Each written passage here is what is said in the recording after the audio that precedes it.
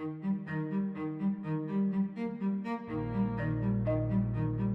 world's governments have called for sustainable development goals, and they are being negotiated in the United Nations General Assembly. But does it really make a difference?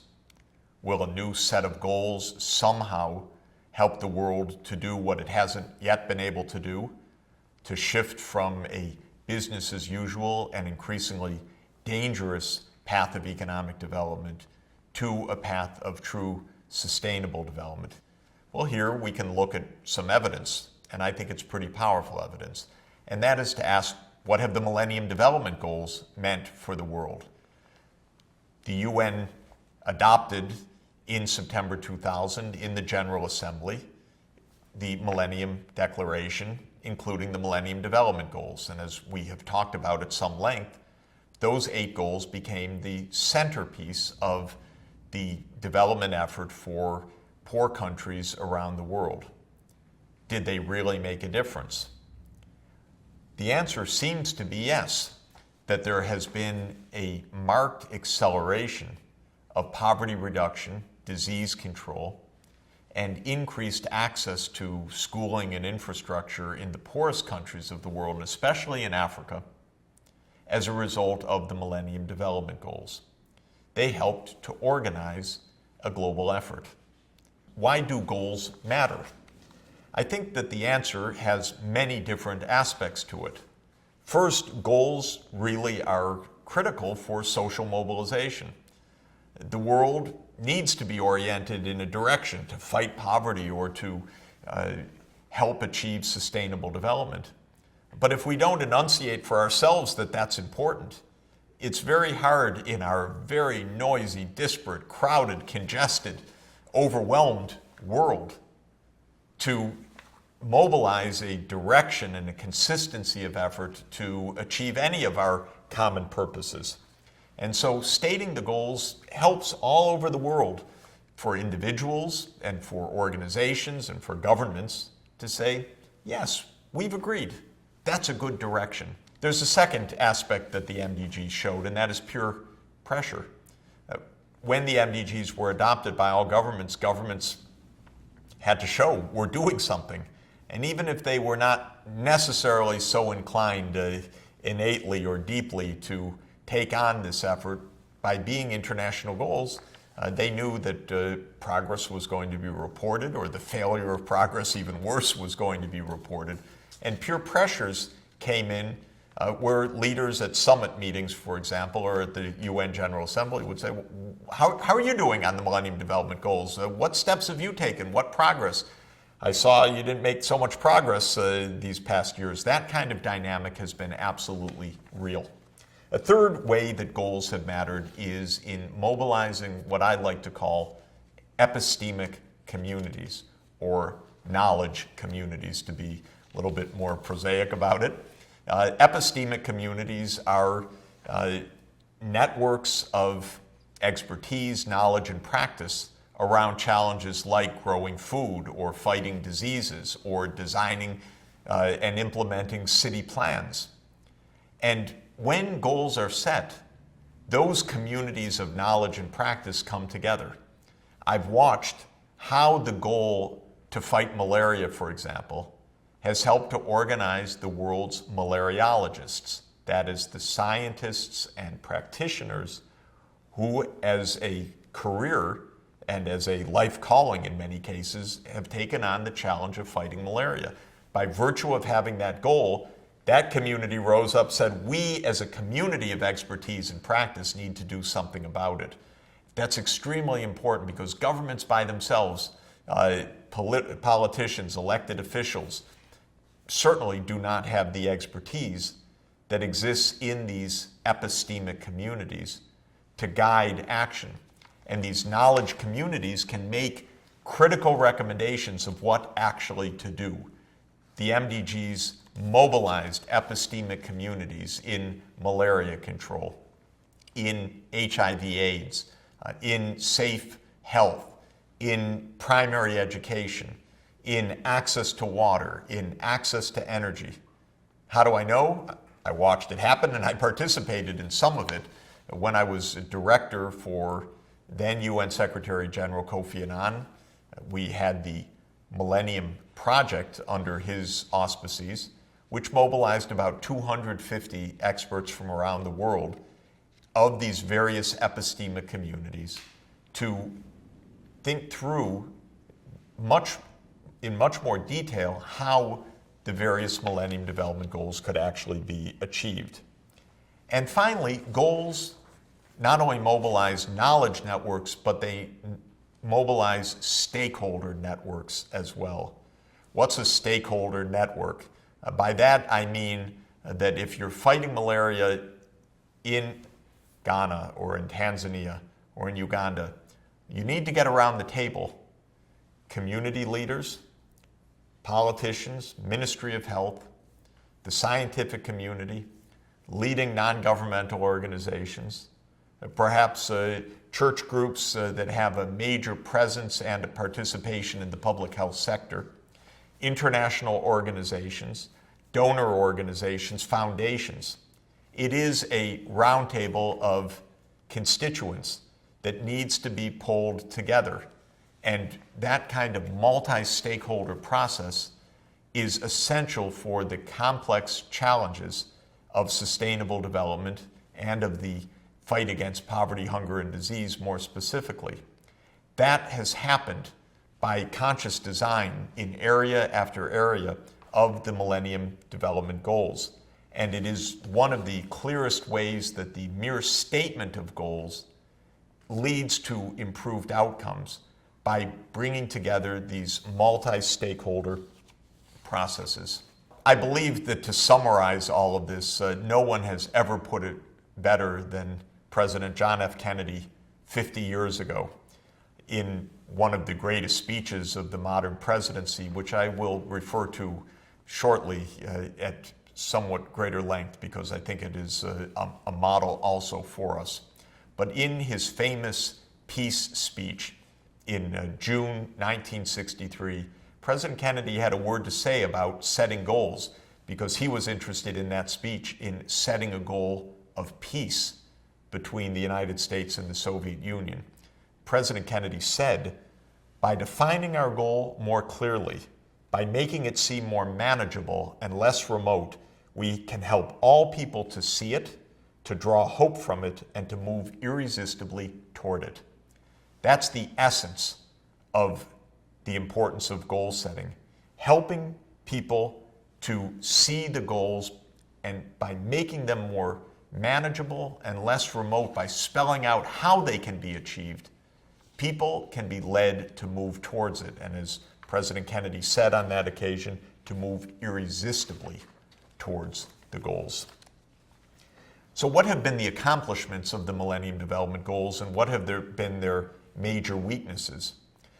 Probably the biggest accomplishments have been in the area of public health. Remember that 3 out of the 8 Millennium Development Goals are about health, reducing child mortality, maternal mortality, and the control of the epidemic communicable diseases. And in all of those cases, the MDGs have made a very big difference. Why were they so effective in those areas? First, MDGs 4, 5, and 6 could be stated in terms of specific, quantifiable targets. Reduce under 5 mortality by 2/3, reduce maternal mortality by 3/4. You can measure, you can count, you can assess, you can compare outcomes with targeted pathways. And so the ability to state goals clearly is very, very important. Second, you could make those goals seem more manageable and less remote by saying, here's how malaria can be fought, not just out of goodwill, but out of long-lasting insecticide-treated bed nets, under the deployment of community health workers, the use of rapid diagnostic tests, the use of artemisinin and combination therapies. In other words, that panoply of technical innovations that underpin a practical path to success. Third, there were specific funding mechanisms attached. Most importantly was the arrival of the Global Fund to fight AIDS, TB, and malaria, which was agreed in 2001, 1 year after the MDGs were adopted, and put into motion in 2002. Pretty quick turnaround time. No doubt, in my mind, my experience, I was there helping in that process, the MDGs made a very big difference to the birth of the Global Fund to fight AIDS, TB, and malaria.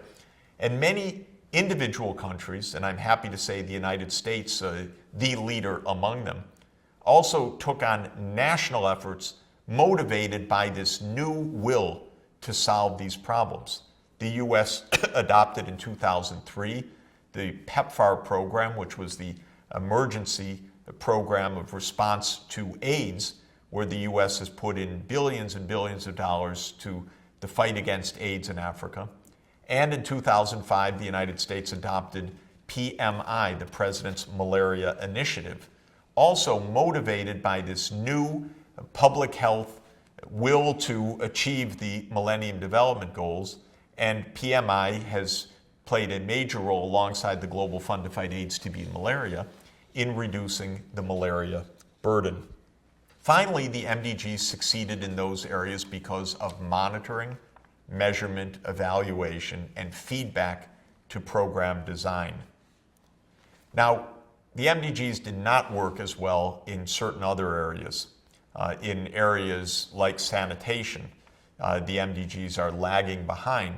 There hasn't been a global fund for clean water and sanitation the same way as there emerged the Global Fund to fight AIDS, TB, and malaria. And where the international funding was not elaborated and increased, where the goals were not made to seem more manageable and less remote through specific detailed plans of action, where the epistemic communities did not organize quite as well, or where the political leaders were more neglectful, the MDGs tended to lag. Public health, that came very high on the agenda. Education, surprisingly, not quite as high and not as well financed and with not the same dramatic progress as in public health. Agriculture, even a bit further behind, despite some nice words about fighting hunger. While progress has been real, the mobilization of global efforts have not been as effective, and the real change of policies and politics have not been as dramatic as public health. What this shows is that there's nothing inevitable, I should say, about stating a goal and having the good results achieved. Stating a goal, helping to make it seem more manageable and less remote, is the first step. Implementing a plan of action, taking the feedback, is the real long-term importance of what goals can achieve. And that kind of feedback mechanism is shown here in this very, very simple flow chart.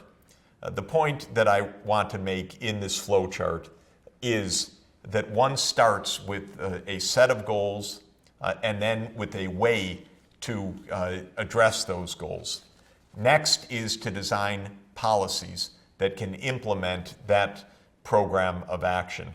Next is that when the outcomes occur, to measure the feedback, and from the feedback to rethink, adapt the strategies in a continuing loop of policy, feedback, all under the pressures and the motivation of a set of goals and a set of timetables. Now, when we turn to sustainable development, our agenda is even harder than the Millennium Development Goals. And I can tell you the Millennium Development Goals of fighting extreme poverty is pretty tough and very hard to get results in certain areas, but sustainable development goals will include not only the continuation of the fight against extreme poverty, but also the integration of that goal with several others, including environmental sustainability and social inclusion. So we've got an even more complex set of challenges. And there are at least two aspects of sustainable development that make the problems yet more complicated. First, the natural time horizon for results is longer term. Decarbonizing the energy system is going to be a 30 to 40 year effort, even if we're moving as fast as we can. Making our cities more resilient is a decade or more. Remember that our roads, our buildings, our power plants have a lifetime of many decades. We're often talking about power generation facilities that have a lifespan of 40 or 50 years. And therefore, there's tremendous inertia in this system. And there's also, therefore, a tremendous need to be able to look forward, not to 2 years or 5 years, but to 20 years or to 30 years in setting the kinds of frameworks to actually achieve those 10 Sustainable Development Goals or their equivalent. There are two specific tools that will be important for translating SDGs into reality. The first of those tools is called backcasting. I'd mentioned it before. Rather than forecasting what's going to happen in 2040 or 2050, one backcasts to say, in 2050, we need to be in such and such location. We need to have such and such level of greenhouse gas emissions. Now, instead of trying to predict or forecast, we'll start at our target and then move backwards to say, how are we going to get to that target? How are we going to cut emissions by half by 2050? Backcasting is quite different from prediction. If you look in the newspapers, listen to stock analysts, they're guessing about the future. They're not designing the future. Backcasting, even though it sounds backward, is about designing the future because it is starting at a future date and then working backward from the future date to the present to say, how can we get from here to there? It is setting that path. The second tool, closely related, is road mapping. Road mapping says, okay, we know where we want to be. We know where we start today. We can see the kind of trajectory. What does that terrain really look like? What are our big challenges? What are our technological barriers to overcome? If we are on a hike, we may have to cross a mountain range. If we are on a pathway of sustainable development, we may have to cross a technological mountain range. We have to get over the hump of intermittency of power. We have to get to power storage. We have to overcome the high costs of certain alternative energy possibilities. We have to pass the mountain range of a grid that connects North Africa, the Middle East, and Europe, or connects the Dakotas and the eastern seaboard of the United States, or the Mojave Desert and the population centers of California. In other words, we also need a roadmap for passing through difficult terrain. Now, this may seem to some people, especially to those steeped in free market economics, as a kind of planning that is impossible and is contrary to the market process. That is not correct. Why? Because in high technology industries, there is, as a norm of behavior in sophisticated industries, exactly that kind of road mapping taking place. And the most successful of all should be kept clearly in mind. It's a great example and a great motivator for us. And that is the road mapping of Moore's Law. Remember Moore's Law, because Moore's Law has created our world today. It is the information technology principle that the capacity of integrated circuits is doubling roughly every 18 to 24 months. Gordon Moore, who back in the 1960s, when he enunciated Moore's Law, was the CEO of Intel, the leading company in integrated circuits. And he noted at the time that for the past 10 years or so, the number of transistors that could be packed into an integrated circuit was doubling roughly every 18 months to 2 years. And that was doubling the capacity of processing, the ability to store and soon to transmit data, and cutting by half the costs of doing that because of the doubling of the capacity in essence. And Moore, back in 1965, when he enunciated Moore's law, said there's some headway ahead.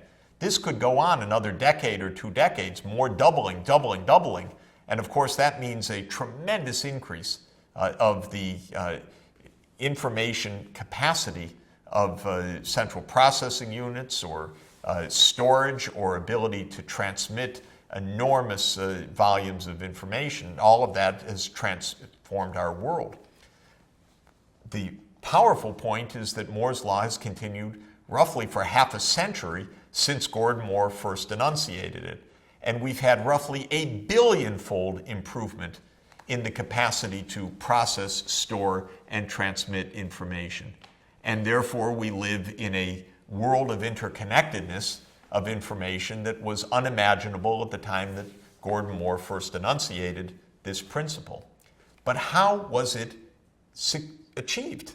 How did the industry succeed? Well, part of it was individual brilliance and genius of engineers and scientists. Part of it was the competition in the industry. But part of it was industry-wide road mapping. That's the conclusion that I want to emphasize. And one of the aspects of that road mapping is a formal process called the International Technology Roadmap for Semiconductors, where leaders in the industry got together and said, what are our mountain ranges to cross in the future in getting the continuation of Moore's law? How do we push ahead another 2 decades of this doubling of capacity of the integrated circuitry every 2 years? They roadmapped the steps that were needed. They did it brilliantly, and we know that they did it successfully. And that has transformed our world. But it also should tell the skeptics about looking ahead. It's possible to look ahead, not to know the future, but to plan on how to overcome certain obstacles, to think ahead, to be prepared for the problems that will come, and to take measures so that one can pass through the mountain passes and get to the next range, the next difficulty, because we know where we want to go in 20, 30, or 40 years. The final point of sustainable development that will be absolutely crucial is that, like the Millennium Development Goals, the SDGs will be a multi-stakeholder process. We need engagement across the public sector, the private sector, civil society, individuals and their own motivation, scientists and engineers, in academia, in research centers, foundations. This is an all hands-on effort. This is the kind of challenge where humanity from every part of society is going to have to get involved. It may seem fanciful. We don't want those planetary boundaries staring us in the face. We don't want these risks coming so intensively and so rapidly. But that's where we are, and that's why the speed of action is so important, and why the multi-stakeholder approach that mobilizes all parts of society will be so vital. That's a big round table. It's a lot of discussion. It's a lot of harmonization of different approaches, some for profit, some not for profit, some basic science, some very applied decision making, some on the ground in communities all over the world, some training and educating the leaders of the future. But all of these interconnected parts of a global social network will need to be brought together in effective problem solving, decision making, and implementation of the Sustainable Development Goals.